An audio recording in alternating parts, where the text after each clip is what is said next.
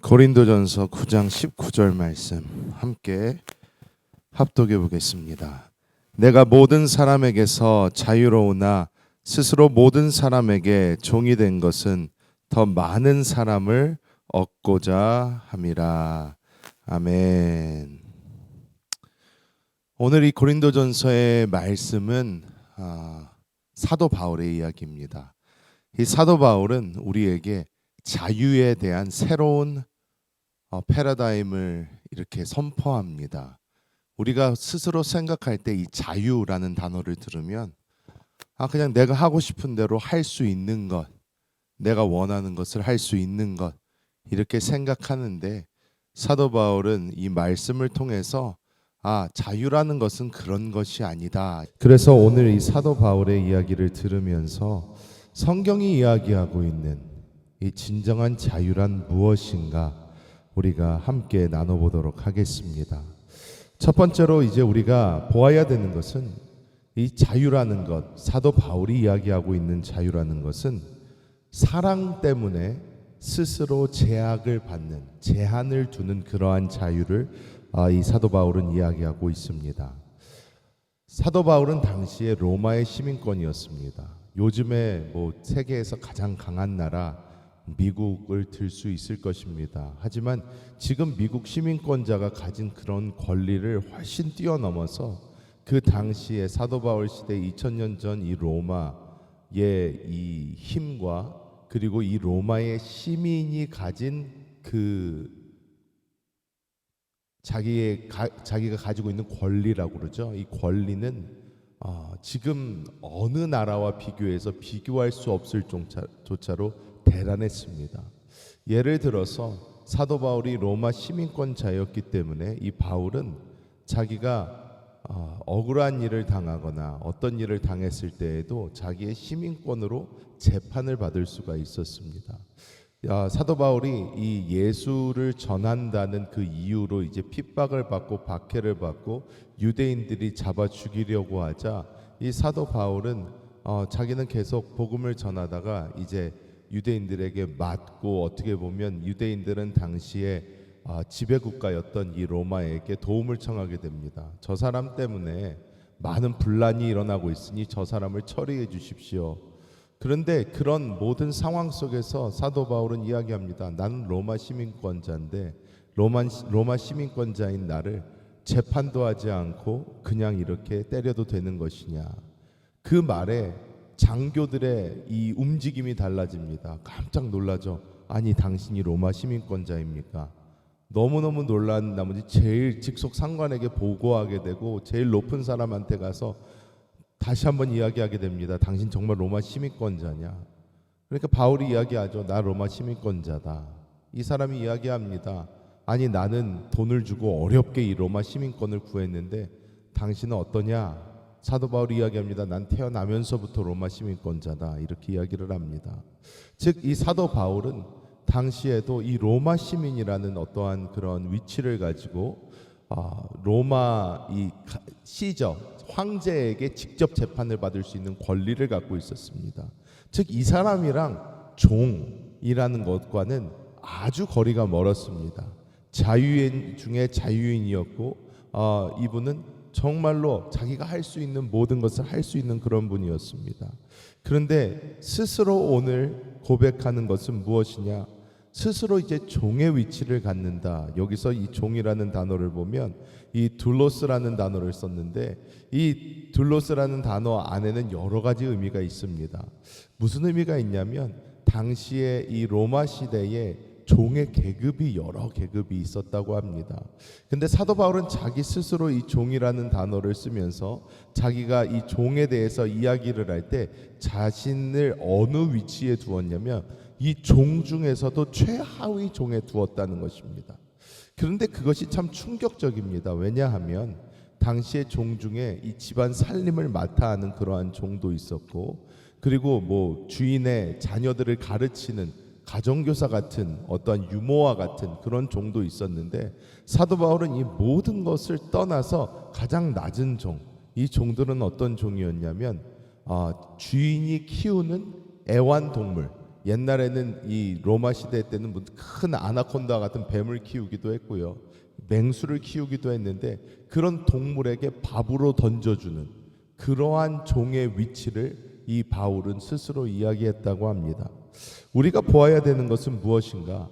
사도 바울은 스스로 유대인이지만 이 사도 바울은 유대인들에게 갈 때는 자신이 자유의 제약을 두어서 이 율법을 따르는 자와 같이, 왜 유대인들이 자기를 받아들이는 데 문제가 없도록, 이 복음을 듣는 데 문제가 없도록 본인은 스스로를 제약시켰고, 그리고 이방인들을 만날 때에는 유대인들은 이러한 것을 가지고 있어 라는 그런 고정관념을 깨고 이 사도 바울은 자신에게 새로운 룰을 적용을 하여서 이 이방인들에게 다가갈 때는 그런 모든 율법을 벗어 던지고 예수 그리스도를 전할 수 있는 그러한 사람이 되었다는 것입니다. 20세기의 가장 위대한 의사 중 한 명으로 불리는 사람이 바로 이 알베르트 슈바이처 박사입니다. 우리가 잘 알듯이 이 슈바이처 박사는 노벨 평화상을 수상하기도 했습니다. 근데 이분은 굉장히 대단한 분이었어요.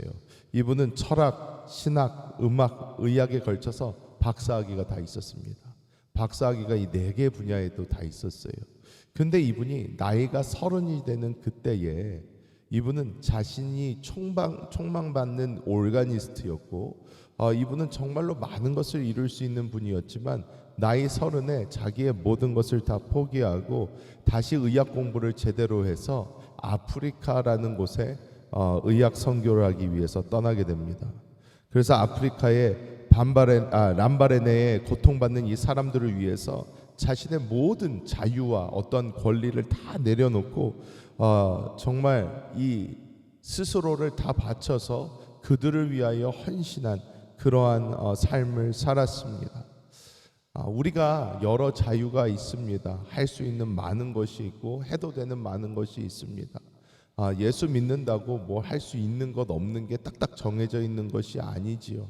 그런데 우리가 이 자유가 우리에게 있으나 우리가 이 그리스도의 복음을 전하기 위해서 스스로에게 제한을 두고 스스로에게 제약을 두어 이 복음을 위하여 사는 그러한 그리스도인이 되어야 된다는 것을 오늘 말씀은 이야기하고 있는 줄 믿습니다. 이 자기의 자신의 어떠한 자유를 부인한 최고의 어떠한 우리의 본보기가 될 수 있는 어떤 예가 될 수 있는 분을 꼽자면 바로 우리 주 예수 그리스도이십니다. 예수님께서는 이 빌립보서 2장 6절에서 7절은 이렇게 말씀하죠. 그는 근본 하나님의 본체시나 하나님과 동등됨을 취할 것을 여기지 아니하시고 자기를 비워 종의 형체를 가지사 사람들과 같이 되셨고, 이렇게 이야기합니다. 이 예수님이 취한 모습은 어떤 모습입니까? 사람을 만든 창조주가 창조물과 같은 모습을 가지고 이 땅에 와서 이 창조물을 위해서 죽어준 것입니다. 여러분, 이것은 우리가 들을 때 로맨틱하게 들릴 수도 있지만 사실 정확하게 이야기하자면 이런 말과 같습니다. 좀 충격적으로 들릴 수도 있지만 요즘에는 정말로 많은 분들이 이제 애완동물을 키우시죠. 애완견이 있기도 하고 애완묘가 있기도 하고 합니다. 그런데 만약에 어떤 사람이 자기가 이 애완동물을 너무너무나 사랑해서 이 애완동물이 죽을 병에 걸리게 되었는데 이 애완동물을 살리기 위해서 자기의 목숨을 버렸다, 이렇게 이야기한다고 한다면 어떻게 들리시겠습니까? 야, 그래도 그건 아닌 것 같은데, 그래도 그거는 아닌 것 같은데 라는 생각이 들 수 있어요. 근데 여기서 한 발짝 더 나가 보겠습니다. 우리는 구원받은 것이 하나님의 사랑으로 주신 독생자 예수 그리스도로 말미암아 구원을 받는다 얘기를 하는데, 자, 어떤 사람이 이 애완동물을 너무나 사랑한 나머지 자기의 자식을 대신 죽였다, 이렇게 듣는다면 이것은 용납할 수가 아마 없을 것입니다. 어떤 미친 사람이 그런 짓을 하나, 이런 말이 저절로 나올 것입니다. 그런데 하나님께서 우리를 위해서 하신 그것이 바로 그러한 사랑이고, 예수 그리스도께서 육신의 몸을 입고 이 땅에 오신 것이 그러한 수준의 종의 위치를 우리를 위해서 사랑 안에서 이루신 것을 우리는 깨달아야 될 줄 믿습니다.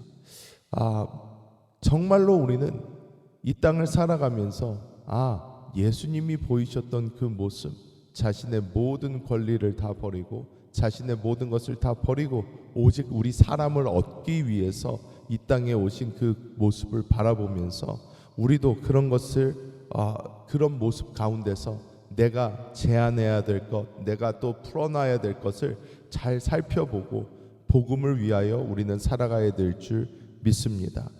우리가 말씀을 맺도록 하겠습니다. 오늘 사도 바울이 이야기하고 있는 것은 우리에게 모든 자유가 있으나 우리가 있는 이 자유를 복음을 위하여 제한할 수 있어야 됨을 이야기합니다. 어저께 저녁에 제가 저희 가족들을 모아놓고 저희 아내가 이야기를 합니다. 우리 아이들에게 내일 새벽에 하실 말씀을 좀 전해주세요.